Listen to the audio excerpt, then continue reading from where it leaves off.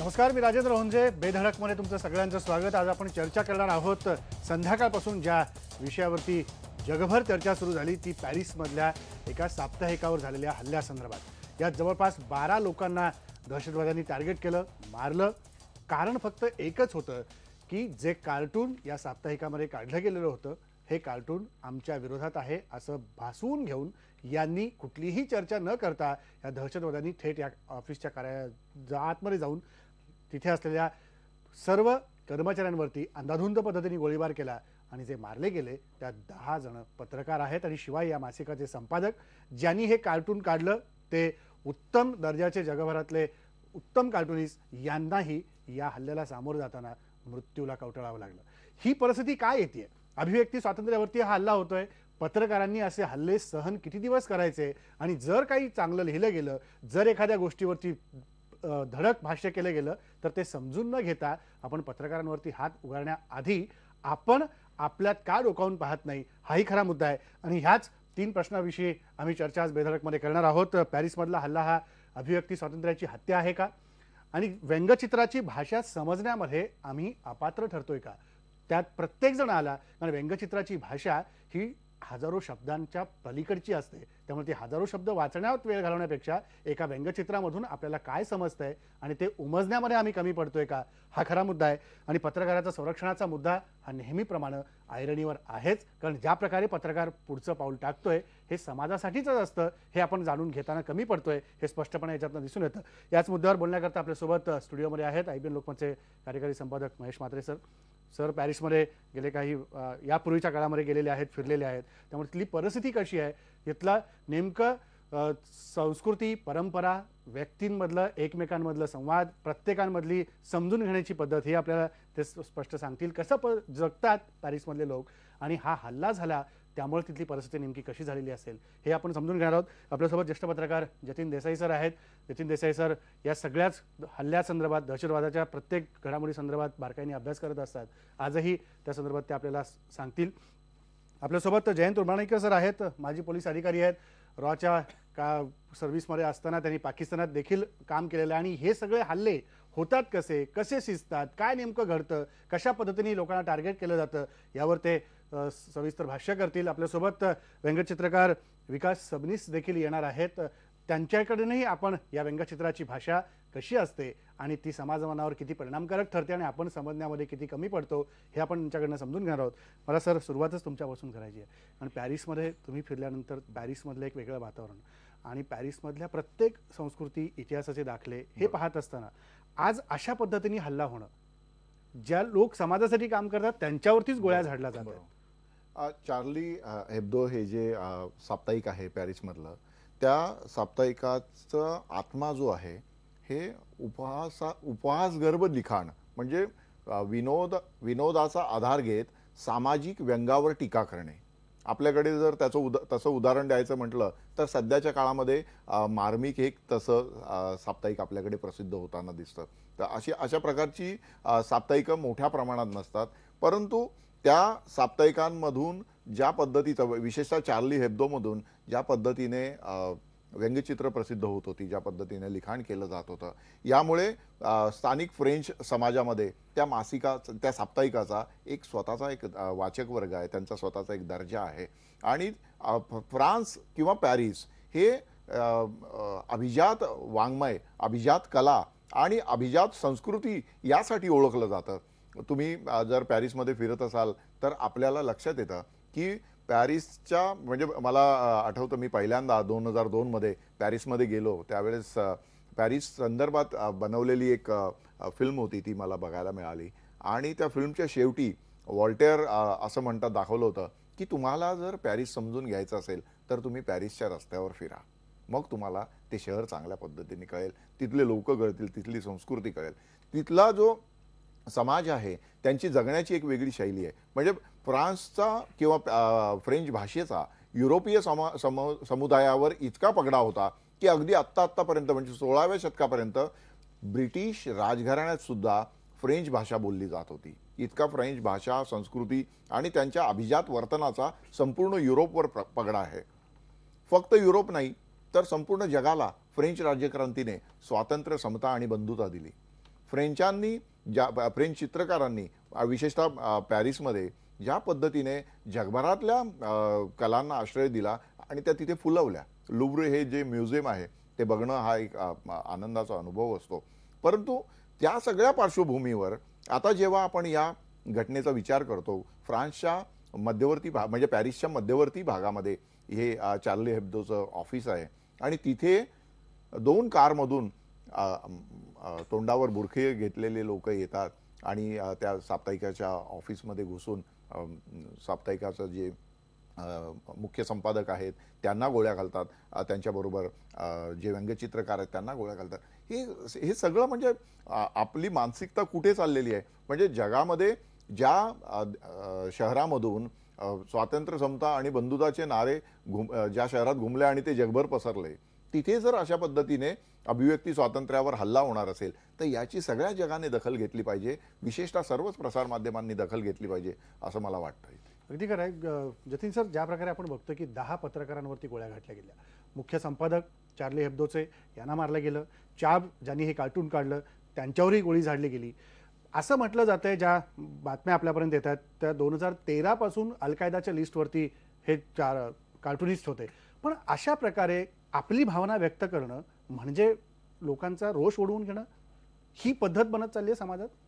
नाही, मला असं वाटतं की महेश म्हात्रे सरांनी जे सांगितलं ते वस्तुस्थिती आहे ती की ज्या फ्रान्समधनं की लिबर्टी, इक्वालिटी, फ्रेटर्निटी अशा स्वरूपानं जिकडनं पुढे आलं या व्हॅल्यूज म्हणून, त्या ठिकाणी अशा स्वरूपानं घटना घडणं, त्या ठिकाणी एका व्यंगचित्र अशा स्वरूपानं सॅटॅरिकल जे मॅगझिन आहे त्या मॅगझिनवर हल्ला करणं आणि त्यात 10-12 लोकांना मारून टाकणं, अशा स्वरूपात हे म्हणजे फ्रान्सचे लोक अशा स्वरूपाची कल्पना देखील करू शकत नाही. कारण फ्रान्सचा जर आपण विचार केला किंवा फ्रेंच सोसायटीचा जर विचार केला ते खूप लिबरल अशा स्वरूपाचे आहेत. म्हणजे त्या ठिकाणी की तुम्ही दुसऱ्यावर जरी टीका केली त्या वर्तमानपत्रांनी किंवा व्यंगचित्राच्या माध्यमातून जर टीका केली तरी लोक ते आनंदानं, म्हणजे फ्रेंच लोकांना जर आपण पाहिलं तर फ्रेंच लोक एकदम मस्त एकदम मजेत जगत असतात. म्हणजे त्या स्वरूपानं त्यांच्या चेहऱ्यावर किंवा त्यांच्या बोलण्यावर की जे आपल्याला भारतात किंवा इतर ठिकाणी लोक सतत टेन्स असतात अशा स्वरूपानं जे दिसतं ते आपल्याला फ्रान्समध्ये दिसत नाही. लोक एकदम मजेदार गंमत अशा स्वरूपानं आयुष्य म्हणजे लाईफ जे आहे ते जगणं ज्याला म्हणतो ते खऱ्या अर्थानं फ्रेंच लोक जगतात. आणि त्या ठिकाणी अशा स्वरूपानं म्हणजे त्या ठिकाणी चार्ली हेब्डोवर जो काय हा हल्ला झाला आहे तो काय पहिल्यांदा नाही. 2011 साली देखील पेट्रोल बॉम्बवरनं ते त्या वर्तमानपत्रावर हल्ला करण्यात आलेला. म्हणजे त्या स्वरूपानं हे पहिली घटना नाही. परंतु आज जे काय झालं आहे ते मला वाटतं की अत्यंत म्हणजे ते अभिव्यक्ती स्वातंत्र्याची खऱ्या अर्थानं हत्या आहे की अशा स्वरूपाने जे काही हत्या करण्यात आली. म्हणजे कुठेतरी की एकूण जे काही समाज जो आहे त्या समाजात की जी काही टीका जी आहे ती टीका आपण सहन करणार आहोत की नाही हा मुळातच प्रश्न निर्माण झाला आहे. मला यांनी मात्र सरांनी वॉल्टेअरचा उल्लेख केला तर मुद्दा म्हणून मला वॉल्टेअरचं एक वाक्य म्हणायचं आहे की वॉल्टेअरने काय म्हटलेलं, अभिव्यक्ती स्वातंत्र्य कशा स्वरूपानं असलं पाहिजे. तर वॉल्टेअरने म्हटलेलं की कदाचित मी तुमच्याशी सहमत नसणार, बरोबर, परंतु तुमचा मत मांडण्याचा अधिकार अबाधित राहावा यासाठी मी शेवटपर्यंत प्रयत्न करणार. म्हणजे ज्याला म्हणतो की अभिव्यक्ती स्वातंत्र्य की बाबा मी सहमत नसणार पण तुम्हाला तो अधिकार आहे आणि मी तुमचा जो काय अधिकार आहे त्या ह्याच्यात कुठे करणार आहे. आणि आज जे काय झालं आहे म्हणजे हे अत्यंत म्हणजे कुठेतरी की पत्रकार समुदायाने, जर्नलिस्ट कम्युनिटीने आणि इतर सगळ्यांनी म्हणजे सगळ्या आंतरराष्ट्रीय समाजाने, इंटरनॅशनल कम्युनिटीने कुठेतरी याची नोंद घेतली पाहिजे आणि कुठेतरी अभिव्यक्ती स्वातंत्र्यासाठी आम्ही कटिबद्ध आहोत हे आपल्याला कुठेतरी दाखवलं पाहिजे. मी मुद्दाम फक्त एक उल्लेख करतो की 2014 साल आत्ताच पूर्ण झालं, आपण 15ला आहोत. 2014 साली एकूण जगभरात 134 पत्रकारांची हत्या करण्यात आली. 134 जर्नलिस्ट त्यांची हत्या करण्यात आली आणि त्यात सगळ्यात जास्त जे आहेत ते सिरियामध्ये हत्या झाली आहे. त्यानंतर पाकिस्तानचा नंबर येतो. म्हणून कुठेतरी हे देखील आपण लक्षात घेतलं पाहिजे की पत्रकार समुदाय जो आहे हा व्यवसाय जो आहे हा प्रोफेशन जे आहे ते खूप रिस्की झालेलं आहे. आणि असं असताना देखील की सिरिया असो किंवा पाकिस्तान असो त्या ठिकाणी लोक आपल्या वर उदार होऊन. उदार होऊन ते काम करतायत. म्हणजे कुठेतरी अशा स्वरूपाचे जे लोक आहेत त्यांच्यासोबत आपण कशा स्वरूपानं सॉलिडॅरिटी आपण देणार आहोत हे देखील आपण पाहिलं पाहिजे. अगदी खरं आहे की या सगळ्या लोकांना आपण संरक्षण कशा पद्धतीने देणार आहोत हे देखील बघणं गरजेचं असणार आहे. पण भाई सर, या हल्ल्याच्या संदर्भात जर आपण पाहिलं, जसं ते म्हणाले की 2011ला पण यापूर्वी हल्ला झाला होता, आताही होतोय, पण एक सॅटॅरिकल माध्यमातून समाजाचं प्रबोधन करण्याचं काम जर एखादं मॅगझिन, साप्ताहिक, वर्तमानपत्र काही असेल हे करत असतील तर ते खुल्या दिलाने आपण काय स्वीकारत नाही? नाही, याच्यामध्ये बघा, याच्यात समाजातील जे विचार करणारे लोक आहेत त्यांच्याबरोबर समाजातला जो सर्वसामान्य घटक आहे यांचं सुद्धा एक पद्धतशीर प्रबोधन होण्याची गरज आहे. आपल्याकडे प्रश्न असे निर्माण होतात की जे विनोद असतं, व्यंगचित्र असतो, हे समजण्यासाठी तुमच्यामध्ये एक समज तयार व्हावी लागते. तुम्हाला ते कळायला लागतं, तुम्हाला त्याचा अर्थ कळायला लागतो, तुम्हाला त्याच्यामध्ये नेमकी त्या चित्र काढणाऱ्याची किंवा ते उपासगर्भ लिहिणाऱ्याची मानसिकता समजून घ्यावी लागते. आपल्याकडे प्रॉब्लेम असा आहे, विशेषतः भारतात सुद्धा हा प्रश्न मोठ्या प्रमाणात आहे. आपल्याकडे सुद्धा व्यंगचित्रांवरून किंवा एम.एफ. हुसेन यांच्या चित्रावरून मोठ्या प्रमाणात वाद झालेले आहेत आणि ते वाद आपण सगळे पाहिलेले आहेत. म्हणजे मला सगळ्यात दुर्दैवी घटना अशी वाटते की स्वातंत्र्यानंतर म्हणजे 1952-53च्या काळामध्ये जे डॉक्टर आंबेडकरांचं व्यंगचित्र काढलं होतं त्याच्या संदर्भात आपल्याकडे आत्ता 2-2.5 वर्षापूर्वी वादंग उद्भवला होता. म्हणजे आम्हाला म्हणजे प्रत्यक्षात जेव्हा डॉक्टर आंबेडकर हयात होते, बाबासाहेब, त्यांना त्या चित्राबद्दल आक्षेप वाढला नव्हता, परंतु आताच्या नव्या पिढीला त्याबद्दल आक्षेप वाढला. त्यामुळे ही जी समज आहे ती समज शिक्षणाने तयार होते, ती समज सामंजस्याने तयार होते आणि तुमच्या सांस्कृतिक तुमचं जे जोपासना होते मनाची, त्यामुळे ही समज तयार होते. आता फ्रेंच लोकांबद्दल जर आपण म्हटलं, जतीनबाईंनी सुद्धा सांगितलं की फ्रेंच लोक, फ्रेंच मानसिकता ही सातत्याने त्यांच्यावर कलेचे संस्कार मोठ्या प्रमाणात झालेले आहेत. म्हणजे तुम्ही पॅरिसच्या रस्त्यावर फिरत असताना आपल्याला लक्षात येईल काय, आपण विशेषतः टुरिस्ट म्हणून आपल्याकडून जे लोक जातात ते फक्त मोनालिसाचं लुव्र म्युझियम मधलं चित्र बघितलं किंवा आयफेल टॉवर बघितलं दुरून तरी पण त्यांचं समाधान होतं. परंतु पॅरिसच्या प्रत्येक रस्ता, प्रत्येक गल्ली ही कलात्मक पद्धतीने सजवलेली दिसते. मला कायम आठवतो सल्वदर दाली हे जे सरेरियालिझमचे प्रणेते आणि प्रवर्तक मानले जातात, त्यांच्या स्टुडिओकडे जाण्याचा जो रस्ता आहे मला आजही आठवतो. मी पहिल्यांदा तिकडे गेलो होतो 2002 साली, त्यानंतर परत 2 वेळा जाण्याचा योग आला. परंतु मी त्या ठिकाणी वारंवार भेट देतो, कारण तो जो रस्ता आहे तो रस्ता इतका सुंदर आहे की असं वाटावं की हा स्वर्गाकडे जाणारा रस्ता आहे की काय. म्हणजे आपल्या कलाकाराचं स्मारक त्यांनी फक्त त्याच्या स्टुडिओ पुरतं मर्यादित नाही ठेवलं, तर त्याच्या घरापर्यंत जाणारा जो रस्ता आहे तो सुद्धा पूर्णपणे कलात्मक आणि कलेला वाहिलेला असा बनवलेला आहे. त्यामुळे तिथल्या समाजाकडे जेव्हा आपण बघतो तेव्हा लक्षात येतं की त्यांच्यावर जे पिढ्यानपिढ्यापासूनचे जे संस्कार होत आलेले आहेत, तिथे रेनेसॉन नंतर ज्या पद्धतीने तिथली वैचारिक त्यांच्यामध्ये वैचारिक उत्थान झालेलं आहे, तर या सगळ्याचा परिणाम जगभर आपल्याला पसरलेला दिसतो. म्हणजे लोकशाहीची मुळं सुद्धा आपल्याला त्यांच्या त्या सगळ्या वर्तनामध्ये आपल्याला पाहायला मिळतात. तर असं शहर, ज्या शहराने संपूर्ण जगाला बुरळ घातली, ज्या शहराने संपूर्ण जगाला अभिजात सौंदर्य कलेचा, बंधुभावाचा एक प्रकारे आदर्श दिला, त्या शहरामध्ये या मुद्द्यावरून रक्तपात व्हावा ही सगळ्यात वाईट गोष्ट आहे. बरं, हे पहिल्यांदा घडलं अशातलाही भाग नाही. 2 वर्षापूर्वी पॅरिसमध्ये ज्या पद्धतीने जातीय दंगे उद्भवलेले होते, तिथे जे बाहेरून लोक आलेले आहेत, मायग्रंट्स आहेत, त्या मायग्रंट्सच्या एकूणच वर्तनामुळे तिथे खूप प्रश्न सातत्याने निर्माण होतात. हा हल्ला सुद्धा तशाच बाहेरून आलेल्या लोकांनी केला असावा असा कयास पोलिसांनी व्यक्त केलेला आहे. तर तिथे आताची जी परिस्थिती आहे ही परिस्थिती आपण लक्षात घेतली पाहिजे की तिथला जो समाज आहे, फ्रेंच समाज आहे, त्यांच्याबरोबर या बाहेरून आलेल्या लोकांचा एक वेगळ्या पद्धतीने संस्कृती संघर्ष सुरू आहे. त्याला कृपा करून कोणी धार्मिक नाव देऊ नये, त्यामुळे धार्मिक विद्वेष पसरवू नये.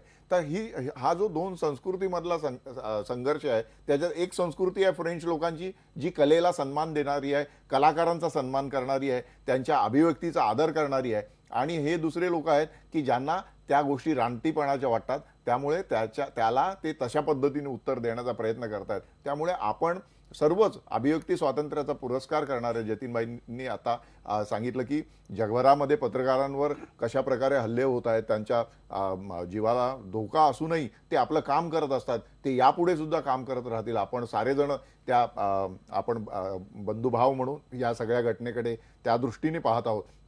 त्यामुळे या हल्ल्यामुळे पत्रकारितेला कोणी रोखण्याचा प्रयत्न करत असेल तर तो कदापि यशस्वी होणार नाही. या उलट मला असं वाटतं की आपण आमचे सहकारी निलभ यांनी जे कार्टून काढलेलं आहे ते बघितलं तर लक्षात येतं की पत्रकार किंवा कार्टुनिस्ट याचा तितक्याच ताकदीने विरोध करतील, तितक्याच ताकदीने त्याचा प्रतिवाद करतील. हे येणाऱ्या दिवसात सुद्धा पाहायला मिळेल. राजेंद्र, अगदी खरं आहे सर. आपल्यासोबत आता ज्येष्ठ व्यंगचित्रकार विकास सबनीस देखील आहेत.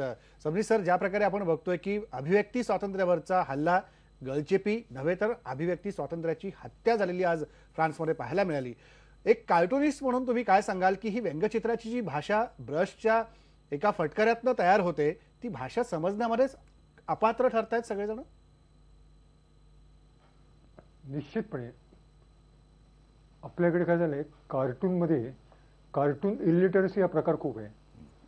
आपल्या भारतात तर आहेच आहे, पण या प्रसंगामुळे सिद्ध झालं की जगात सुद्धा पुढारलेले म्हणून जे देश आहेत, पॅरिस किंवा फ्रान्स सारखे, त्या ठिकाणी सुद्धा राहणाऱ्या लोकांमध्ये जागरूकता दुर्दैवाने आढळली नाही. आणि त्या गैरसमजातनंच हे सगळं घडलेलं आहे असं मला प्रथम बातमी ऐकल्यावर जाणवलं की कार्टून इलिटरसी. तर यासाठी पहिलं म्हणजे सगळ्यात कसं एन्जॉय करायचं cartoon, how to enjoy cartoon, हे जर आपण करू शकलो ना, भारतात जगात आणि सगळीकडे जर झालं, ही जागरूकता झाली की कार्टून कसा आस्वाद घ्यावा, तर ज्या व्यक्तीवर कार्टून काढले ती व्यक्तीसुद्धा त्याच पद्धतीने जे खेळाडूपणे घेऊ शकेल. आणि मला वाटतं तसंच ज्या दिवशी घेतलं जाईल त्याच दिवशी त्या कार्टुनिस्टच्या कामाचं छित झालं आणि त्याचं खऱ्या अर्थाने मेसेज योग्य पद्धतीने पोचला असं म्हणता येईल. अगदी खरं आहे की या व्यंगचित्रासंदर्भातली आपल्या मनातली असाक्षरता जोपर्यंत दूर होणार नाही, त्या संदर्भातली समज येईपर्यंत, ती समज साक्षर होईपर्यंत, कारण अक्षराविना तयार झालेलं कार्टून हे अक्षरा रूपाने आपल्याला वाचायला जोपर्यंत जमत नाही तोपर्यंत त्याची भाषा आपल्याला समजणार नाही. ही लिटरसी यायला पाहिजे. आपल्यासोबत जयंत उमराणीकर सर देखील आहेत. या सगळ्या संदर्भात सुरक्षेच्या बाबतीतले उपाय कसे असायला पाहिजेत, कसे हे दहशतवादी हल्ले वाढत आहेत. सर, ज्या प्रकारे आपण बघितलं पाकिस्तान असेल किंबहुना गेल्या काही दिवसांमध्ये वाढलेले दहशतवादीचे हल्ले असतील, आत्ता केवळ एक संघर्ष निर्माण झालेला आहे व्यवस्था आणि अव्यवस्थेच्या संदर्भातला. कारण व्यवस्था निर्माण करण्यासाठी प्रशासन झटतंय आणि अव्यवस्थेतली काही घटक याच्यात येऊन अडथळे निर्माण करून या संघर्षाला रक्तरंजित क्रांतीमध्ये बदलू पाहतायत. काय तुम्हाला दिसतं? कारण अधिकारी म्हणून ह्या सगळ्या बारकाव्यांचा तुम्ही अभ्यास त्या काळी केलेला आहे.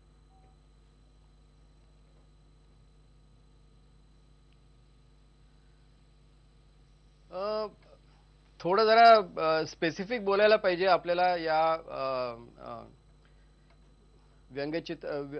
व्यंगचित्राबद्दल. या साप्ताहिकावर जो हल्ला झाला त्याची थोडी बॅकग्राऊंड वेगळी आहे. म्हणजे असं की 2011 साली यांनी मोहम्मद पैगंबराचं एक व्यंगचित्र पब्लिश केलं होतं. त्यावेळेला त्यांच्यावर हल्ला झाला होता. आणि आत्ता जे झालेलं आहे व्यंगचित्र तर आहेच, पण त्याचबरोबर त्या मासिकाने एक ट्विट केलं. त्या ट्विटमध्ये अबू बकर अल बगदादी हा ISISचा जो नेता आहे त्याला wish you good health for the new year अशा प्रकारे एक थोडं त्यांनी थोडं कुत्सित म्हणतात अशा प्रकारचं त्यांनी एक ट्विट केलेलं होतं. ह्या बॅकग्राऊंडमुळे हा जो हल्ला झाला तो अतिरेक्यांनी केलेला आहे याच्याबद्दल माझ्या मनामध्ये काही शंका नाही. आता आपण जेव्हा व्यक्ती स्वातंत्र्याबद्दल किंवा विचार स्वातंत्र्याबद्दल बोलतो तेव्हा माझं मत असे आहे की 2011 साली जे व्यंगचित्र प्रसिद्ध झालं होतं it was not in good spirit. पण सध्या जे चाललेलं आहे त्याच्याबद्दल कोणी काही आक्षेप घ्यायचं कारण नाही. आणि मगाशी म्हात्रे साहेब म्हणाले त्याप्रमाणे फ्रेंच हे अतिशय व्यंगचित्राचे शौकीन आहेत आणि त्यांच्याकडचं कल्चर असं आहे की नेपोलियन हा त्यांचा नॅशनल हिरो असून सुद्धा नेपोलियनची इतकी व्यंगचित्र तिथे पाहायला मिळतात. त्यातलं एक तुम्हाला फक्त सांगतो. नेपोलियनला आपल्या जॅकेटच्या आतमध्ये हात घालायची सवय होती. तुम्ही बरेच त्याचे असे फोटोग्राफ पाहिले असतील की त्यांनी जॅकेटमध्ये आपला हात घातलेला आहे. या पार्श्वभूमीवर नेपोलियनचं व्यंगचित्र एक असं आहे की तो दुसऱ्या कोणाच्या तरी जॅकेटमध्ये हात घालतोय. हे सुद्धा फ्रान्समध्ये, पॅरिसमध्ये लोक सहजपणे सांभाळून घेतात, समजून घेतात, त्याच्यावर हसतात.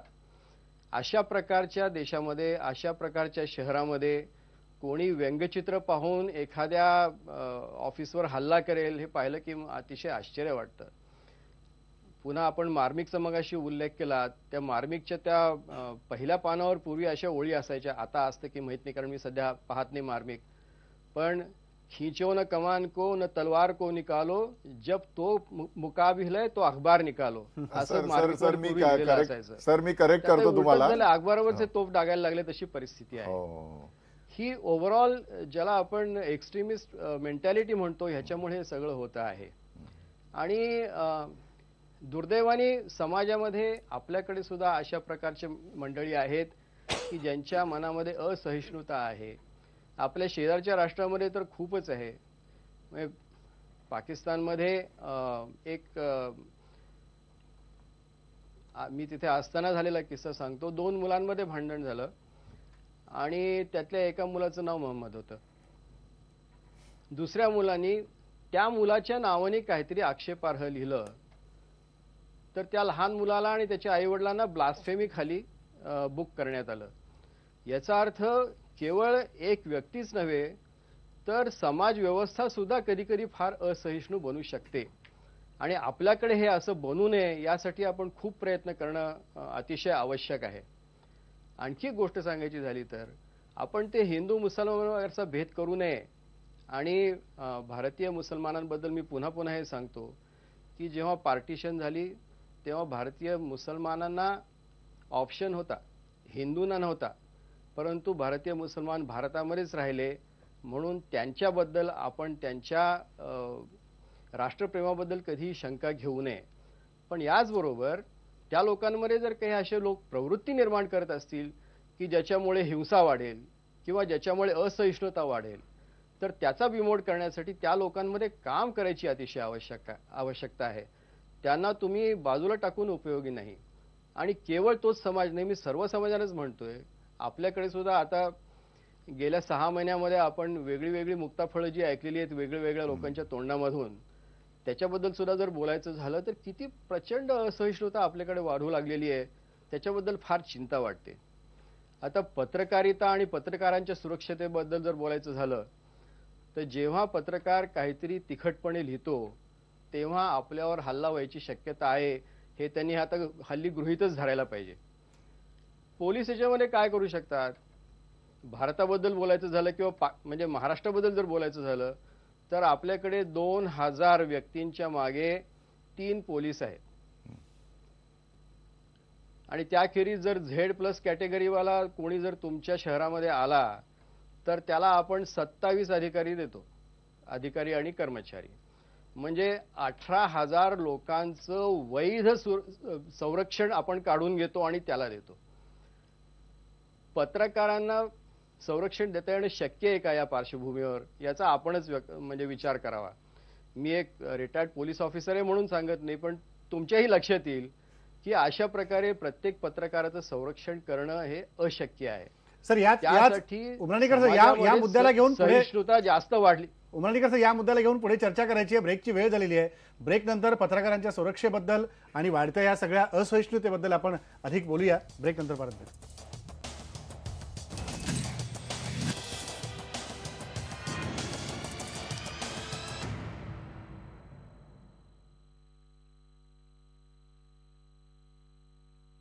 ब्रेकनंतर पुन्हा एकदा तुमचं स्वागत. आपण पॅरिसमध्ये झालेल्या चार्ली हेब्दोच्या कार्यालयावरच्या हल्ल्यासंदर्भात आपण बोलतोय. म्हणजे सर ज्या प्रकारे आपण पॅरिसमधलं प्रत्येक गोष्ट समजून घेतोय, पॅरिसमधली व्यक्ती समजून घेतोय, तिथे राहणारा प्रत्येक जणांचा रोजचा कसं जगणं आहे ते आपण समजून घेतोय. पण तिथे काही निर्णय जे घेतले गेले होते गेल्या काही वर्षांचा आपण जर दाखला घेतला तर बुरख्याच्या संदर्भातला निर्णय सगळ्यात मोठा होता. शिखांच्या पगडीच्या संदर्भातला निर्णय त्या ठिकाणचा मोठा होता, तो मोठं वादंग झालं होतं. त्यानंतर भारतात त्याचे पडसाद उमटले होते. तर यानंतर जे प्रत्येक देशामधनं तिथे जाणारे नागरिक आहेत, हो. त्याच्यावर नंतर काही बंधनं तिथल्या सरकारने घातली की नाही, काय झालं? मी सांगतो तुम्हाला खरं म्हणजे मला फ्रेंच सरकार हे खऱ्या अर्थाने माणसाला म्हणजे सर्वसामान्य माणसाला महत्त्व देणारं सरकार वाटतं. तिथे व्यक्तीला अत्यंत महत्त्वाचं स्थान आहे. मी स्वतःच्या डोळ्याने बघितलं तिथे जे इलिगल इमिग्रंट्स असतात, बाहेरच्या देशातून घुसखोरी करून जे लोक तिथे जातात, त्या लोकांकडे माणूस म्हणून बघितलं जातं. तिकडे सरसकट म्हणजे अन्य देशांमध्ये आहे, काही प्रगत देश आहे की जिथे इलिगल इमिग्रंट दिसला की त्याला थेट विमानामध्ये टाकून त्याच्या देशामध्ये पाठवून दिलं जातं, डिपोर्ट केलं जातं. पण फ्रान्समध्ये अजून तितक्या या गोष्टीकडे खूप माणुसकीच्या नजरेतून बघितलं जातं. आपले चंदीगड परिसरातले बरेच लोक तिथल्या जे आयफेल टॉवर आहे, आयफेल टॉवरच्या खाली ज्या आयफेल टॉवरच्या छोट्या प्रतिकृती विकणारे लोक आहेत, हे बहुतांश लोक आपल्या भारतातून आणि अन्य युरोपीय जे गरीब देश आहेत तिथून जे लोक निर्वासित झालेले आहेत, ते निर्वासित लोक तिथे धंदा करतात, ते व्यवसाय करतात. दुसरे जितके म्युझियम्स आहेत तिथे सुद्धा हे लोक पाणी विकण्याचा किंवा या छोट्या प्रतिकृती विकण्याचा व्यवसाय करतात. तर त्या लोकांना खरं तर नियमाने तिथे व्यवसाय करता येणार नाही, खरं तर त्यांना राहता सुद्धा येणार नाही, परंतु तरीही त्यांच्याकडे माणुसकीच्या दृष्टिकोनातून बघितलं जातं. याचे परिणाम सुद्धा फ्रान्सने भोगलेले आहेत. कारण याच्या आधी ज्या तिथल्या वांशिक दंगली मोठ्या प्रमाणात 2 वेळा झालेल्या होत्या तिथे, त्या सगळ्यामध्ये या जे परदेशातून जे बाहेरच्या देशातून जे लोक आलेले होते त्यांचा वाटा खूप मोठा होता. भारतीय नव्हते, त्यात युरोपीय देशांमधून आलेल्या लोकांचाच त्या सगळ्या दंग्यांमध्ये मोठ्या प्रमाणात सहभाग असायचा. याच्या आधी सुद्धा म्हणजे तुम्ही याचा बुरख्याचा उल्लेख केला राजेंद्र, त्यात एक गोष्ट महत्त्वाची आहे की जेव्हा मुस्लिम महिलांनी बुरखा घालावा किंवा घालू नये हा वाद तिथल्या सर्वोच्च न्यायालयामध्ये गेला, तेव्हा एक गोष्ट सर्वोच्च न्यायालयाने, फ्रेंच सर्वोच्च न्यायालयाने स्पष्टपणे सांगितली की या देशामध्ये या देशातील कायदे चालतील. तुम्हाला जर आपल्या धर्माप्रमाणे जगायचं असेल तर तुम्ही त्यासाठी मोकळे आहात, परंतु या देशामध्ये तुम्हाला तुमच्या धर्माप्रमाणे जगता येणार नाही. तर ही जी तिथली जी परंपरा आहे किंवा व्यक्ती आधारित तिथला जो समाज आहे, याच्यात आणखीन एक गोष्ट मला सांगावीशी वाटते. याच्या आधीचे जे राष्ट्राध्यक्ष होते होलांद यांच्या निकोला सर्कोजी, हे मस्त मौला आणि मनमौजी स्वभावासाठी प्रसिद्ध होते. एक दिवस या सर्कोजी महाशयांनी ते जॉगिंग करत असतानाची छायाचित्र त्यांच्या अधिकृत वेबसाईटवर टाकली.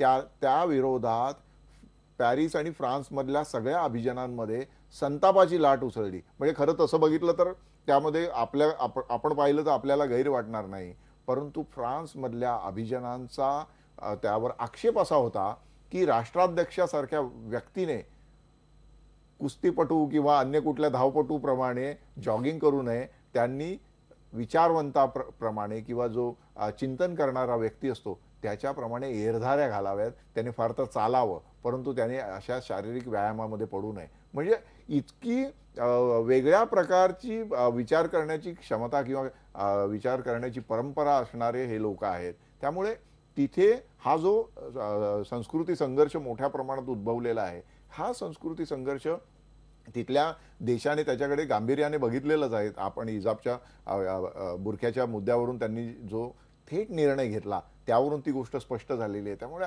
आता या सगळ्या प्रकरणाकडे होलँड सरकार कसं बघतं आणि तिथल्या अभिव्यक्ती स्वातंत्र्य अबाधित राहावं यासाठी ते काय करतात याकडे सगळ्यांची नजर लागलेली आहे. अगदी खरं आहे की तिथलं अभिव्यक्ती स्वातंत्र्य कसं राहतं याकडे सगळ्यांची नजर लागलेली आहे. जतीन सर, खरा वाद जो आता ह्या ट्विट नंतर सुरू झाला, जसं मगाशी उमराणीकरांनी सांगितलं, पुस्तक प्रकाशित झालं, एक पुस्तक, आणि त्याच्यावरती त्याच्या कव्हर पेजवरती असं दिलं गेलं की फ्रान्सचा राष्ट्राध्यक्ष हा यापुढच्या काळामध्ये एक मुस्लिम राष्ट्राध्यक्ष असेल, आणि तशी प्रतिमा त्याची तयार केली गेली. तो वाद आहे, त्याच्या पाठीमागं ती कारण आहेत ज्याच्यामुळे हे सगळं आता इथं उद्भवलेलं दिसतंय. नाही, तुम्ही जे म्हटलं ना ते खरं आहे की सबमिशन नावाचं जे पुस्तक आहे आणि त्या पुस्तकाने सध्या फ्रान्समध्ये खूप चर्चा अशाच निर्माण केली आहे. आणि त्याचा जो लेखक आहे मायकल म्हणून मोठ्या प्रमाणात चर्चा आहे. आणि आताचा जो काही इश्यू जो आहे चार्ली हेब्डोचा.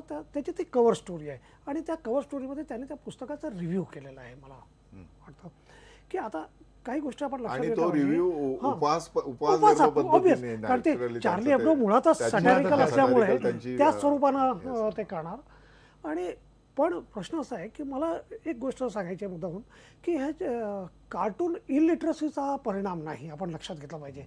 कार्टून इलिटरसी जर असती तर लोकांनी त्याकडे दुर्लक्षच केलं असतं. बरोबर. परंतु हा लिटरसीचा प्रकार आहे. म्हणजे त्यांच्या लक्षात येत आहे की यातनं काय मेसेज द्यायचा आहे. बरोबर. म्हणजे जो लेखक आहे किंवा जो काही व्यंगचित्रकार आहे त्याला काय मेसेज द्यायचा आहे त्यांना मुद्दामून त्यांच्या लक्षात येतं. आणि म्हणून अशा स्वरूपानं जो मेसेंजर आहे त्या मेसेंजरला संपवा हा त्यातला मूळ मेसेज आहे मला असं वाटतं. आणि हे अत्यंत आक्षेपार्ह आहे, गंभीर आहे. आणि म्हणून कुठेतरी सबमिशन. आणि आता प्रश्न असा आहे की सबमिशन सारखं जे पुस्तक आहे जे खूप बहुचर्चित अशा स्वरूपानं फ्रान्सच्या ह्याच्यात आहे त्या पुस्तकावर बंदी आणायची का? तर माझं मत आहे त्या पुस्तकावर बंदी आणता कामा नये. की आणि ते फ्रेंच घटना जर आपण पाहिली किंवा एकूण फ्रान्सचे लोक ज्या स्वरूपानं विचार करतात त्यात त्यांना पुस्तकावर बंदी आणू शकणं त्यांना शक्य असते आणि अशक्यच आणू आहे, नये. अशक्यच आहे अशक्यच आहे. जवळपास. आणि त्याच स्वरूपानं बरेच लोक काही लोक अशा स्वरूपानं आता सल्ला देखील देतील की या मॅगझिननी कशासाठी अशा स्वरूपानं लिहावं. प्रश्न असा आहे की ज्या वस्तूबद्दल त्यांना लिहायचं आहे किंवा जे कार्टून काढायचं. आता विकास सबनीस सर या ठिकाणी आता काय विकास सबनीस सरांना मी किंवा कोणी सांगण्याची आवश्यकता नाही की तुम्ही हे चित्र काढा किंवा काढू नका. तो त्यांचा अधिकार आहे. त्या चित्राशी मी सहमत असणार नसणार ते संपूर्णपणे वेगळी गोष्ट आहे मला असं वाटतं. आणि म्हणून कुठेतरी एकूणच म्हणजे समाजाने की जो काही व्यक्ती स्वातंत्र्य अभिव्यक्ती स्वातंत्र्य जे आहे त्याला कुठेतरी आपण व्हॅल्यू म्हणून आपण स्वीकारणार आहोत की नाही. आणि जोपर्यंत आपण व्हॅल्यू म्हणून स्वीकारणार नाही तोपर्यंत अशा स्वरूपाच्या घटना घडत राहणार. आणि व्हॅल्यू म्हणून आपण यासाठी स्वीकारत नाही की प्रत्येकाला आपली जात धर्म महत्त्वाचा वाटतो आणि जात आणि धर्माच्या पलीकडे जाऊन आपण विचार करायला तयार आहे. म्हणजे माझ्या जातीच्या विरोधात एखादा पुस्तकात काही आलं त्या पुस्तकावर बंदी आणा. माझ्या धर्माच्या विरोधात काही आलं तर ते पुस्तक जाळून टाका. अशा स्वरूपानं जी आहे की असहिष्णुता जी आहे ती समाजात असहिष्णुता जात आणि धर्मामुळे वाढत चाललेली आहे.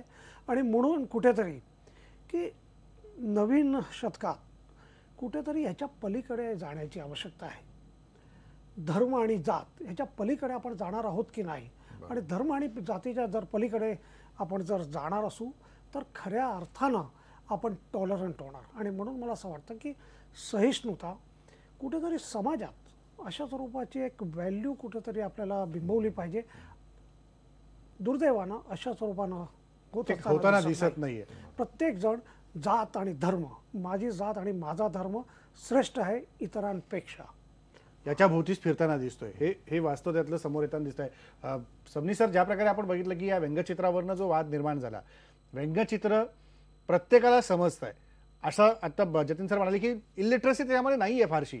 पण जे व्यंगचित्र काढलं गेलं ते उमगलं आणि हा कुठेतरी प्रचार होतोय. हा कुठेतरी आम्हाला विरोध या व्यंगचित्रामध्ये अप्रत्यक्षपणे समाजासमोर मांडण्याचा प्रयत्न होतोय हे सांगितलं गेलंय म्हणून हा सगळा प्रकार घडलाय. त्यामुळे कुठेतरी व्यंगचित्राची भाषाच पुन्हा समजण्यामध्ये आपण कमी पडतोय हेच स्पष्टपणे दिसतंय. अगदी नक्की बरोबर बोललात. मला वाटतं जतीन सरांना तुम्ही अतिशय योग्य पद्धतीने उत्तर दिले की व्यंगचित्राची भाषाच कळलेली नाही. आणि जर भाषा कळली तर ते कशा पद्धतीने घेतलं गेलं पाहिजे याची जागरूकता होणं, अवेअरनेस येणं.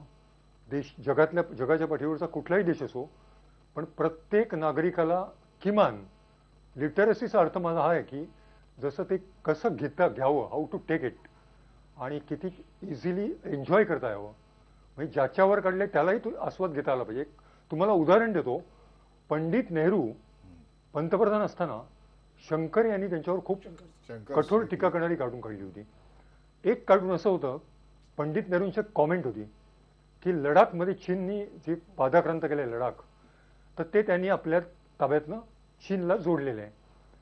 हरकत नाही, आमची काही हरकत नाही. नाहीतरी तो देश नापीक आहे, त्यात गवताची काडी सुद्धा उगवत नाही. असा देश जर चीननी घेतला तर आपल्याला आक्षेप घेण्याचं फारसं कारण नाही. अशा आशयाचं पंडित नेहरूंचं विधान होतं. त्याच्यावर शंकर यांनी तात्काळ कार्टून काढलं. त्यांनी पंडित नेहरूंचं टक्कल काढलं आणि त्याच्यावर भाष्य असं केलं की नेहरूजी या सुद्धा भागावर कुठल्याही प्रकारचं पीक येत नाही, नापीक पोर्शन आहे हा, तर तुम्हाला असं म्हणायचं आहे का की हे सुद्धा तेवढंच निकामी आहे जेवढं लडाख निकामी आहे. याच्यावर नेहरूंनी त्यांना टीका करून निंदा करण्याच्या ऐवजी नेहरूंनी त्यांना बोलून हात मिळवला आणि ते म्हणले अतिशय वेगळ्या दृष्टीने पाहायला शिकवलं मला, कसं एन्जॉय करावं कार्टून ते मला कळलं आणि माझी चूक या माध्यमातनं अतिशय योग्य पद्धतीने माझ्या निदर्शनास आणून दिली. आणि इथे शंकर आणि नेहरू मित्र झाले. बघा म्हणजे आता जी घटना घडली आहे त्याच्या नेमक्या उलट्या पद्धतीची घटना त्यावेळी दिल्लीत घडली. नेहरू आणि शंकर हे चांगले मित्र झाले. नेहरूंनी शंकरला कायमस्वरूपी आपल्या एक काय म्हणतात सहकारी मित्र म्हणून स्वीकारलं आणि नेहरू त्यांचे कार्टूनचे एक चाहते बनले. मला वाटतं फार मोठा अशा प्रकारचा एक हा किस्सा आहे की कार्टून कशा पद्धतीने घेतलं जावं.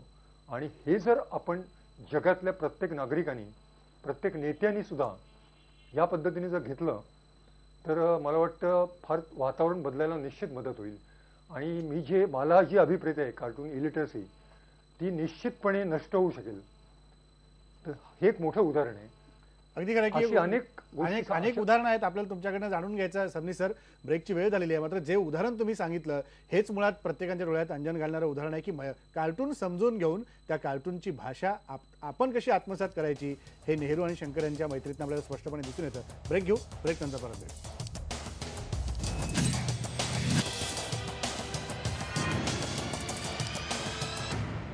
ब्रेकनंतर पुन्हा एकदा स्वागत. जयंत उमराणीकर आपल्या पुण्याच्या स्टुडिओमध्ये आहेत. तर सर, ज्या प्रकारे तुम्ही मगाशी पत्रकारांच्या संरक्षणाचा मुद्दा उपस्थित करत होता, पण जर या सगळ्यावरती परखड भाष्य पत्रकारांनी केलं, ते अभिव्यक्त नाही झाले, ते स्पष्टपणे नाही लिहिले, एक मार्ग असतो समाजाला दिशा दाखवण्याचा जो पत्रकार करत असतात, एक मार्ग असतो समाजाला यंत्रणेमध्ये समाविष्ट करण्याचा जे प्रशासन करत असतं. यांनी जर यांचं काम परखडपणे नाही केलं तर ते कुणी करायचं, आणि जर केलं तर असे हल्ले परत आम्ही सहन करायचे. हा मुद्दा जोपर्यंत समजत नाही त्यासाठी म्हणून काय केलं पाहिजे? नाही, एक तर गोष्ट अशी की पत्रकारांनी त्यांचं काम करायला पाहिजे आणि पोलिसांनी त्यांचं काम करायला पाहिजे. मी तुम्हाला जे सांगत होतो ते एवढंच सांगत होतं की दरवेळेला तिथे पोलीस असेलच अशी तुम्हाला कल्पना करता येणार नाही. पत्रकारांनी टीका करावी, त्याबद्दल कोणी आक्षेप घ्यायचं कारण नाहीये. आणि व्यंगचित्राबद्दल तर आक्षेप घ्यायचं अजिबातच कारण नाही, कारण कोणाला तरी हसवण्यासाठी म्हणून व्यंगचित्र काढलेलं असतं, कोणाला रडवण्यासाठी किंवा मारण्यासाठी नसतं. तेव्हा त्याबद्दल माझं काही दुमत नाही. परंतु आपल्याला खरोखर अशा प्रकारे संरक्षण देता येईल का? आता जवळजवळ प्रत्येक न्यूजपेपरमध्ये एक तरी व्यंगचित्र असतं. मग ते दरवेळेला म्हणजे पोलिसांना एक वेगळा विभाग उघडावा लागेल की दरवेळेला व्यंगचित्र तपासायचं, आणि मग ते जर ते जरा जास्त तिखट असेल तर बाबा त्या पत्रकाराला संरक्षण द्या. हे नाही चालणार. समाजामध्ये जागृती करणं, समाजामध्ये सहिष्णुता जास्तीत जास्त वाढवणं, आणि आता मगाशी जसं सबनीस साहेब म्हणाले की एक लिटरसी आपल्याकडे यायला पाहिजे, ती व्यंगचित्राची पण लिटरसी यायला पाहिजे की त्याचा आनंद कसा घ्यायचा आपल्याला समजायला पाहिजे. तर हे तुम्हाला करावं लागेल. पोलीस त्यांचं काम करतील.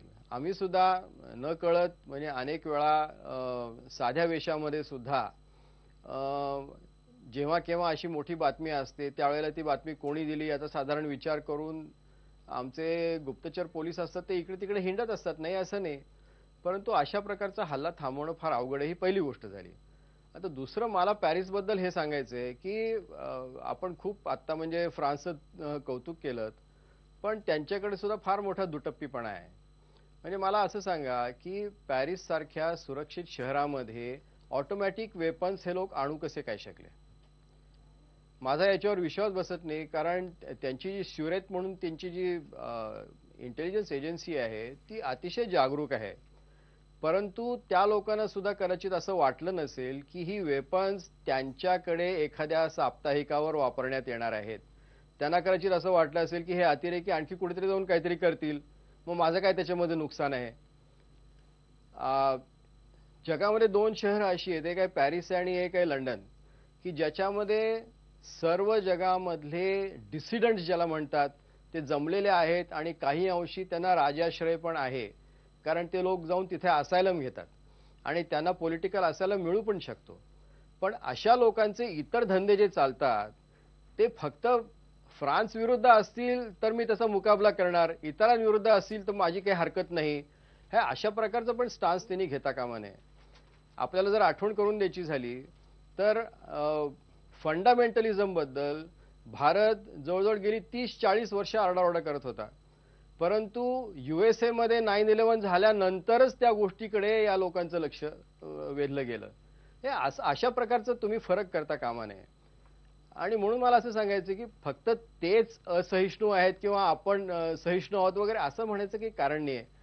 आज जगामध्ये सर्वसाधारणपणे लोकल इश्यूज आणि ग्लोबल इश्यूज हे सगळे एकत्र आल्यामुळे कोण कसं रिॲक्ट करेल याच्याबद्दल काही विशेष खात्री देता येत नाही. आणि म्हणून सर्वांनीच जास्त जागरूक राहावं, सर्वांनीच आपापल्या सुरक्षिततेचा प्रश्न जो आहे तो मनामध्ये ठेवावा. याला खरोखर पर्याय नाहीये. अगदी खरं की आपल्याकडे ज्या व्यवस्था सर, आहेत, संरक्षण व्यवस्था आहेत, जागरूकता ही सगळ्यांकडेच आली पाहिजे आणि ती जागरूकता जोपर्यंत निर्माण होणार नाही तोपर्यंत आपण काय व्यक्त होतोय आणि त्या व्यक्त करण्यामागची भावना काय हे समजणार नाही. हे तितकंच सत्य आहे. मला सबनी सर अगदी थोडक्यात तुम्हाला विचारायचं की ज्या प्रकारे आता कार्टूनची भाषा संदर्भात आपण मागे बोललो, पण या भाषेव्यतिरिक्त पत्रकारांनी व्यक्त होण्याच्या ज्या सगळ्या पद्धती आहेत, लेखातनं असेल, बातमीतनं असेल, अग्रलेखातनं असेल, किंबहुना तुमच्यासारख्या ज्येष्ठ व्यंगचित्रकारांनी अगदी 2 व्यक्तिरेखांमध्ये साकारलेलं कार्टून असेल, हे समजण्यासाठी म्हणून समाजाने काय पद्धतीने आकलन करून घेण्याची गरज आहे? सर्वप्रथम पूर्वीचे जे राजकारणी होते, उदाहरणार्थ यशवंतराव चव्हाण, त्यांच्या कारकिर्दीतला एक पिरियड तुम्ही डोळ्यापुढे आणा आणि त्यावेळी समाज आणि राज्यकर्ते दोन्हीही अतिशय योग्य पद्धतीने एखादा अग्रलेख असेल, एखादी बातमी असेल, एखादं स्फुट असेल वृत्तपत्रातलं किंवा कार्टून असेल, त्याचा आनंद घेणं किंवा तटस्थपणे पाहणं, त्यांच्यावर केलेली टीका सुद्धा थर्ड पर्सन म्हणून पाहणं आणि त्यात आपण कुठे चुकतोय हे पाहणं आणि त्यानुसार बदलणं, हा जो ॲटिट्यूड आहे ना तो कमी झालाय. आणि तो कमी झालेला ॲटिट्यूड जो आहे तो वाढवणं आणि प्रत्येक घटकांनी आपली जबाबदारी ओळखून जर त्याचा आनंद घेतला, पत्रकारातलं पेपर वाचण्याचा आनंद घेतला किंवा ती बातमी खिलाडूपणे घेणं, हा मी थोडक्यात म्हणजे सहिष्णुता ती थोडीशी जर वाढवली तर मला वाटतं हे प्रकार नक्कीच कमी होतील. पूर्ण बंद होणार नाहीत पण कमी नक्की होतील. आणि इलिटरसी जी मी म्हणतो ती फक्त कार्टून पुरतीच नाही तर एकूणच इन टोटॅलिटी असं म्हणता येईल की एखाद्या स्फुटावर किंवा अग्रलेखावरचं सुद्धा प्रतिक्रिया होणं किंवा व्यक्त होणं त्याबद्दल, यात सुद्धा ती इलिटरसी आहे. उदाहरणार्थ मला अनेक लोक विचारतात की अरे बाळासाहेब ठाकरेंवर तुम्ही एवढी कडक चित्र काढली आहेत किंवा शरद पवार साहेबांवर एवढी कडक चित्र काढली आहेत, पण तुम्हाला त्यांनी कधी हे केलं नाही का किंवा मनसेच्या राज ठाकरेंवर काढली आहेत? उलट ही मंडळी माझे मित्र झाले आहेत. माझ्या बाबतीत उदाहरण इतकं सुंदर आहे की मला असा अनुभव कधीच आलेला नाही की ते माझे चाहते झालेत आणि जेव्हा जेव्हा ते भेटले तेव्हा त्यांनी मला दाद दिली आहे. तर मला वाटतं आपल्या कार्यपद्धतीत जर थोडी सुधारणा केली, पत्रकार असो, व्यंगचित्रकार असो, कॉलमिस्ट असो किंवा कोणी असो, योग्य रीतीने जर टीका केली तर ती चांगल्या पद्धतीने रुजते, योग्य पद्धतीने पोचते आणि ज्याच्यावर टीका करता तो शत्रू न बनता आपला मित्र सुद्धा बनू शकतो. हा माझा अनुभव आहे. अगदी खरं आहे की शत्रू देखील मित्र होऊ शकतो. सर शेवटी काय? नाही राजेंद्र, मला असं एकच गोष्ट इथे सांगावीशी वाटते की स्वातंत्र्य आणि स्वैराचार याच्यामध्ये एक पुसटशी रेषा आहे. तर आपण स्वातंत्र्याचा आस्वाद जर घेत असताना किंवा स्वातंत्र्याचा पूर्ण उपभोग किंवा आनंद घेत असताना जर स्वैराचाराकडे वळलो तर कदाचित त्यावरून वादंग होऊ शकतो. इथे या साप्ताहिकाने ज्याच्यावर आता हल्ला झालेला, यांनी 2011 मध्ये ज्या पद्धतीचं मुस्लिम धर्माचे संस्थापक मोहम्मद पैगंबर यांच्या बद्दल जे विधान केलेलं होतं ते निश्चितच आक्षेपार्ह होतं. त्यावेळेस सुद्धा त्यांना हल्ल्याला सामोरं जावं लागलं होतं. म्हणजे काहीतरी खोड काढायची आणि मग थोडासा तणाव निर्माण होईल त्याच्या बळावर आपण प्रसिद्ध व्हायचं, ही अशी काही लोकांची पद्धत असते. तर ती सुद्धा चुकीची आहे. म्हणजे आपण सारे जण अभिव्यक्ती स्वातंत्र्याचे पुरस्कर्ते आहोत. कोणाची गळचेपी नाही झाली पाहिजे, प्रत्येकाला व्यक्त होण्याचा अधिकार लाभला पाहिजे, याचे आपण सारे जण पुरस्कर्ते आहोत. परंतु त्याच्या जोडीला मग जेव्हा आपल्याला स्वातंत्र्य मिळालेलं आहे, घटनादत्त स्वातंत्र्य आपल्याला आहे, तर त्याच्या बरोबर आपल्याला सुद्धा आपल्यावरची जी जबाबदारी आहे त्याचं कायम भान राहिलं पाहिजे. आणि ते भान ठेवून जर आपण व्यक्त झालो, ते भान ठेवून आपण लिहिलं, ते भान ठेवून आपण छायाचित्र काढली किंवा व्यंगचित्र काढली, तर त्यावर चांगल्या पद्धतीने तुम्हाला लोक रिॲक्ट झालेले दिसतात. आता जसं विकास सबनीस साहेबांनी त्यांच्या व्यक्तिगत अनुभवाबद्दल सांगितलं. आपण सारेजण पत्रकारिता करत असताना थोड्या बहुत प्रमाणात असे अनुभव येत असतात. परंतु फ्रान्समधला हा जो हल्ला आहे, या हल्ल्यामध्ये त्यांनी फक्त त्या व्यंगचित्रकारावरच तो हल्ला केलेला नाहीये, तर त्या संपूर्ण स्टाफला वेठीस धरण्याचा जो प्रयत्न झालेला आहे तो अत्यंत म्हणजे निंदनीय आहे. त्याचा करावा तेवढा निषेध थोडा आहे. खरं म्हणजे त्या एका वेगळ्या प्रकारच्या सांस्कृतिक वातावरणातून आलेल्या लोकांनी वेगळ्या प्रकारे जगणाऱ्या लोकांच्या सांस्कृतिक जाणीवा किंवा त्यांच्या व्यक्त होण्याच्या पद्धतीला केलेला हा विरोध आहे. त्यामुळे त्याच्यातून जर अभिव्यक्ती स्वातंत्र्याची हत्या होणार असेल तर त्याचा आपण साऱ्यांनी निषेध केला पाहिजे. पत्रकारांच्या आणि व्यंगचित्रकारांच्या संरक्षणासाठी शासनाची सुद्धा एक जबाबदारी आहे. कारण बघा, सातत्याने म्हटलं जातं की वर्तमान पत्रकार हा चौथा स्तंभ आहे, परंतु जे उर्वरित 3 स्तंभ आहेत त्या 3 स्तंभांकडे असणारे अधिकार जर बघितले तर त्याच्या तुलनेत पत्रकारांकडे काहीही नसतं. तरीही नेपोलियन बोनापार्ट सारख्या महान राजाला pen is mightier than sword असं म्हणावं लागतं. आजही थोड्या बहुत प्रमाणात ती परिस्थिती आपल्याला पाहायला मिळते. त्यामुळे पत्रकारांनी आपला अभ्यास आणि आपला निधी ध्यास याच्या जोडीला जर काम केलं तर त्यांच्यावरचे असे हल्ले आपण स्वतःच टाळू शकतो. अगदी खरं आहे. अगदी थोडक्यात जतीन सर. नाही, मला वाटतं की सगळ्यांनी सांगितलं. मला फक्त एकच संरक्षणाचा, पत्रकारांच्या संरक्षणाचा जो मुद्दा आहे त्याबद्दलच म्हणायचं आहे की त्याबद्दल एकतर उमराणीकर सरांनी जे म्हटलं ते खरं आहे, ती वस्तुस्थिती आहे की प्रत्येकाला अशा स्वरूपानं संरक्षण देणं अशक्य आहे. परंतु प्रश्न असा आहे की या ठिकाणी की आपण जर महाराष्ट्राचा विचार केला, म्हणजे फारसा देशाचा किंवा फ्रान्स वगैरेचा विचार न करता, तर महाराष्ट्रात गेल्या काही वर्षात पत्रकारांवरचे हल्ल्यांचं प्रमाण वाढत चाललेलं आहे. बरोबर. आणि हे वाढत कशामुळे चाललेलं आहे हे आपण लक्षात घेतलं पाहिजे. तर त्याला कारण हे आहे की कुठेतरी हल्ला करणाऱ्यांना भीती नाही. हल्ला करणाऱ्यांना वाटतं की आपल्याला राजकीय संरक्षण मिळणार आणि म्हणून कुठेतरी शासनकर्त्याकडनं की सरकारकडनं अशा स्वरूपाचा एक मेसेज गेला पाहिजे की अशा स्वरूपाचं जे काही नॉनसेन्स आहे ते आम्ही खपवून घेणार नाही. आणि अशा स्वरूपानं जर एकदा मेसेज गेला तर आपोआपच मला वाटतं की पत्रकारांवरील हल्ल्यांचं प्रमाण कमी होणार. आणि ते महत्त्वाचं आहे. याच्या जोडीला जतीन भाई मी म्हणू इच्छितो की महाराष्ट्रातल्या पत्रकारांची सातत्याने मागणी आहे की यासाठी कायदेशीर काहीतरी तरतूद झाली पाहिजे. म्हणजे पूर्णतः कायदा होणे ही गोष्ट जितकी महत्त्वाची आहे, त्याच्या जोडीला काहीतरी कायदेशीर नीती नियम बनले पाहिजेत पत्रकारांच्या संरक्षणासाठी. तो सुद्धा मुद्दा शासकीय पातळीवर त्याची दखल घेतली पाहिजे, त्यासाठी प्रयत्न झाले पाहिजेत. अगदी खरं आहे की या सगळ्या गोष्टीची दखल शासकीय पातळीवर घेऊन पत्रकारांच्या संरक्षणासंदर्भातला मुद्दा असेल, किंबहुना पत्रकारांनी आपली मतं जरी स्पष्टपणे मांडली असतील तर ती समजून घेण्याची भूमिका ही आपण जोपर्यंत आत्मसात करत नाही आणि त्या संदर्भातली, जसं सबनीस सर म्हणत होते, त्या संदर्भातली साक्षरता आपल्या मनात तयार होत नाही तोपर्यंत पत्रकार समाज प्रबोधनासाठीच काम करतोय आणि पत्रकार समाजातलाच एक घटक आहे हे समजण्यात आपल्याला कायम अपयश येत राहील आणि त्या व्यंगचित्राची भाषा देखील समजण्यामध्ये आपण अपात्र ठरत जाऊ. पण काहीही झालं, पत्रकार लिहित राहील, पत्रकार हल्ले सोसत राहील. पण ह्या झालेल्या हल्ल्याचा आम्ही सर्व पत्रकार जाहीर निषेध करतो. इथंच थांबू. पहा फक्त IBN लोकमत.